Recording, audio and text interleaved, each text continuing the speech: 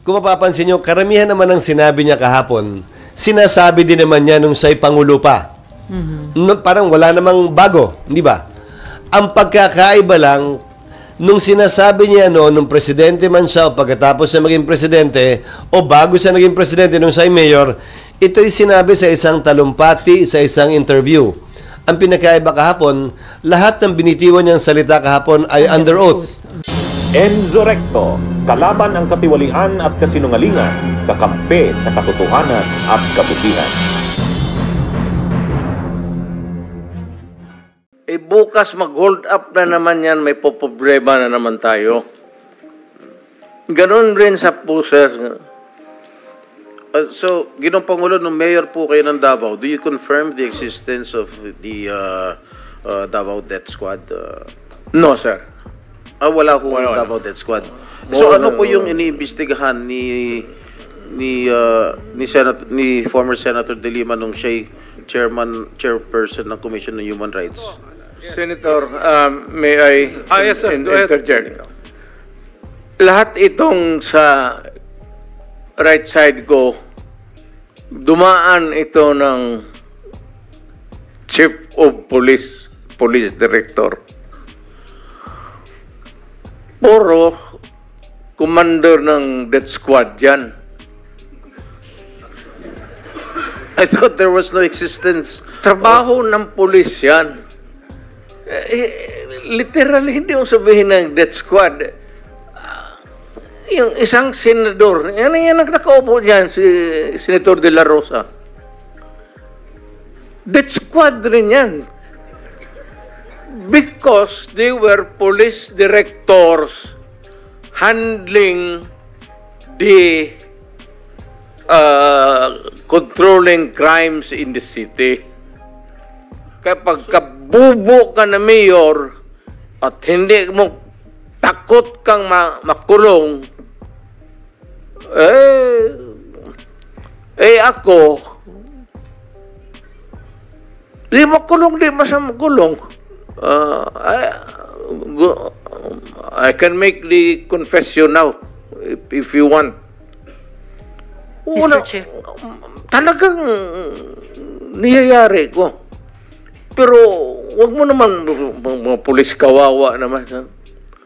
Meron akong death squad.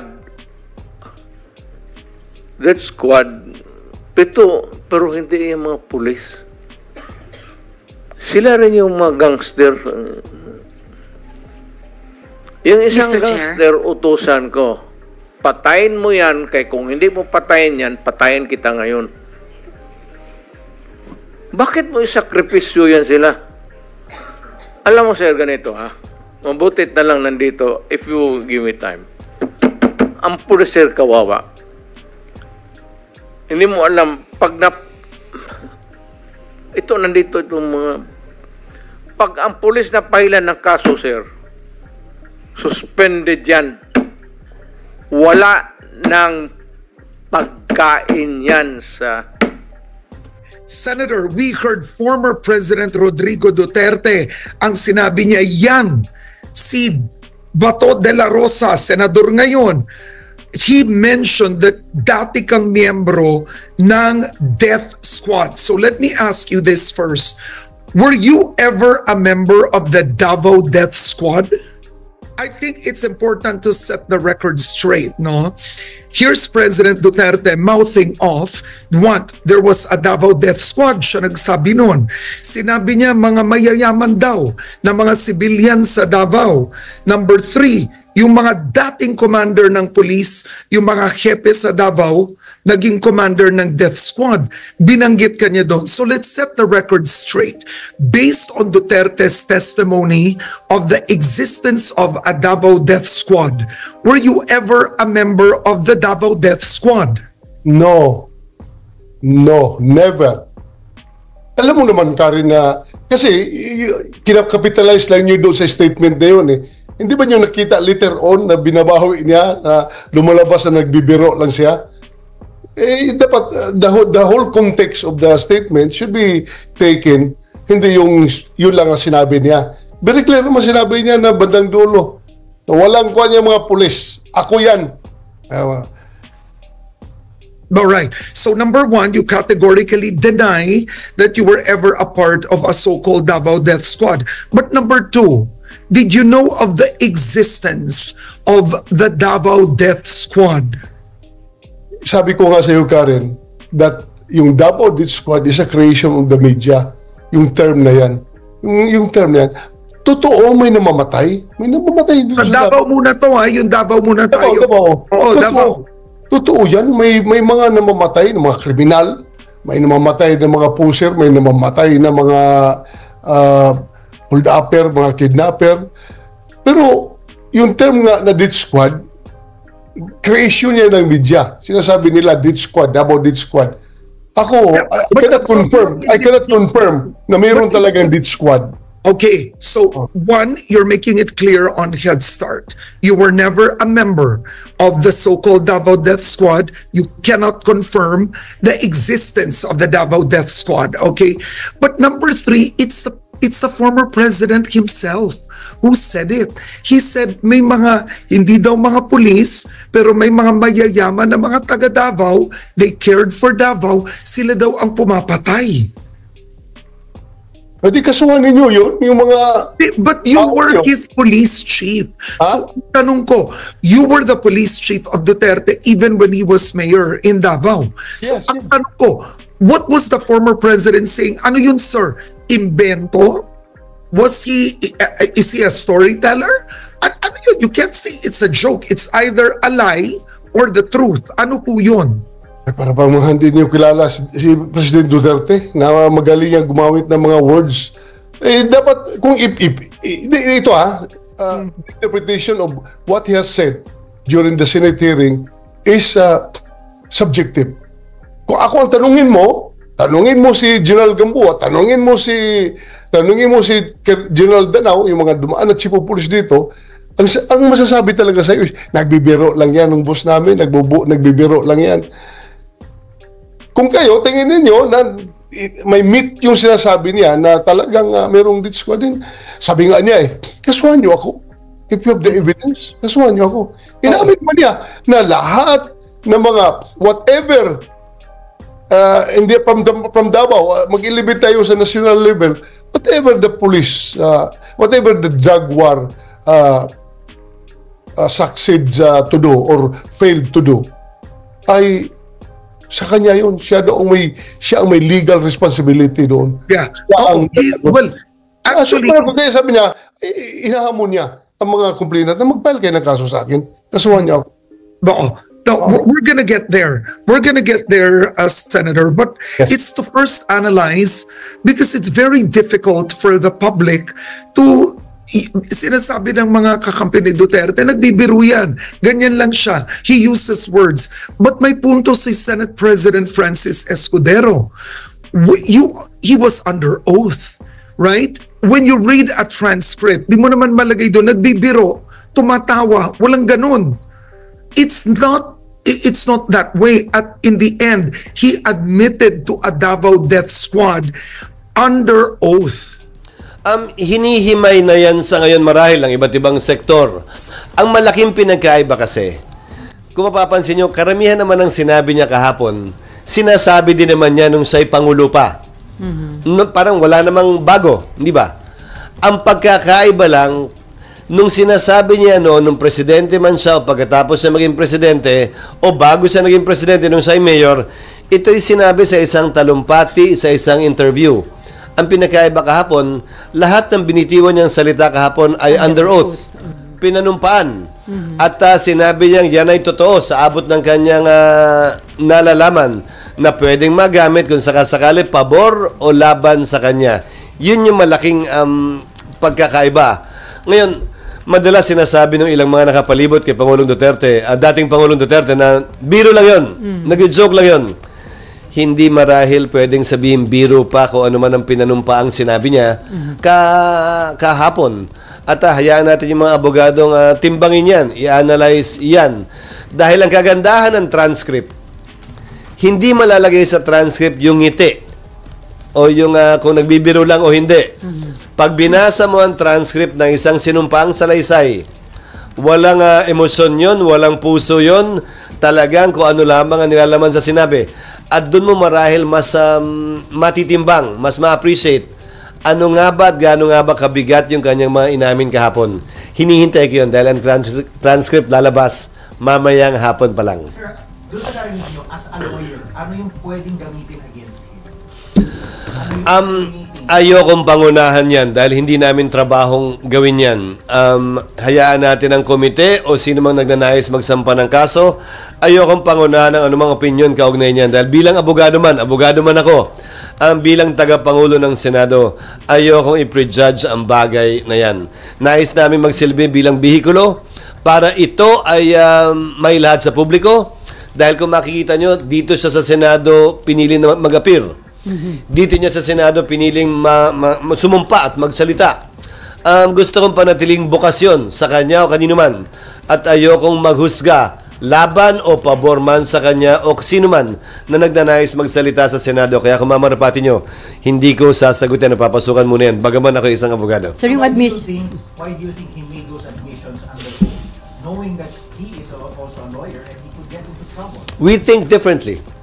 I think he is proud of the things he did and said. Nakita niyo naman siguro din kahapon yun. Hindi niya ikinakahiya yung kanyang ginawa at mga sinabi. Maliwanag yun sa kanyang statement kahapon. Ang problema lamang, ang kauna-unahang probisyon sa Bill of Rights nakalagay sa Article 3, Section 1. No person shall be deprived of life, liberty, or property without due process of law. Yun ang kauna-unahang karapatan na nilagay sa ating saligang batas na pinag-aralan ng lahat ng abogado. Kaugnay sa karapatang pantao na dapat galangin, hindi ng sinuman, ng pamahalaan at sinumang nakaupo sa pamahalaan. Sir, yung admission ni dating presidente na meron siyang death squad composed of gangster na pumapatay daw talaga ng mga criminals. Hindi masyadong napasukan yung kahapon. Sabi niya kasi sa hiwalay na pagdinig daw tungkol lang sa kanya mismo, hindi ba? Pero narinig ko rin yun at dapat siguro sa susunod na pagdinig kung kailan man yun sa pareho hiwalay ay matalakay pa yun. Dahil ulitin ko, tila hindi naman siya nagtatago at natatakot kaugnay sa pag-amin sa mga bagay na yan. Pero nasa kamay na ng mga otoridad kung sapat na ba yung pag-amin yun para sampahan siya ng kaso. Sir, sa tingin niyo po ba makukulong na siya or maa-ICC na siya or dun sa mga sinabi niya kahapon or dun sa to follow up dun sa point ni Celia, no? Para bang nilaglag niya yung mga PNP chief niya dun sa mga sinabi niya kahapon? Isang tabi ko muna yung ICC. Wala ako nalalaman kaugnay sa ICC at hindi ko alam kung anong talagang estado niyan. So, hindi ko kayang komentaryohan. Kaugnay ng paglalaglag, ang narinig ko kahapong sinabi niya ay ito, I am willing to take full responsibility. Me. Just me. Ang problema ko doon sa pahayag na yon ay ito. Siya yung walang kaso eh. Lahat ng mga PNP chief na nandun dati at chief of police ng Davao ay walang mga kaso kaugnay sa pagpatay. Ang may mga kaso, yung mga pulis na tila nakapikit at nakapiring yung mga mata o nakatakip yung mga tengang sumunod at ginawa yung akalain nilang dapat gawin. Sila ang may kaso. Sila ang na-dismiss sa serbisyo. Sila yung nakakulong ngayon. So, ang tanong ko, paano mo i-operationalize yun na ako lang? So, siguro paraan ito ni Pangulong Duterte para i-operationalize yun. Kaya siguro matapang niyang hinaharap, sinasagot at inaamin ng mga bagay na yan. Dahil sa tinagal-tagal ng panahon 6 na taon ang kanyang termino, magtatatlong 2 kalahating taon na ang lumilipas, sila sa taas ang walang kaso. Ba't nga ba? Lahat ng nasa baba ang may kaso. Sir, bakit nga ba ganun? Tinanong yan ni Senator Jinggoy kay Senator De Lima, hindi ba? Na sa palagay ko, hindi niya nasagot ng diretso kahapon. Wala daw gusto mag-testify, sir.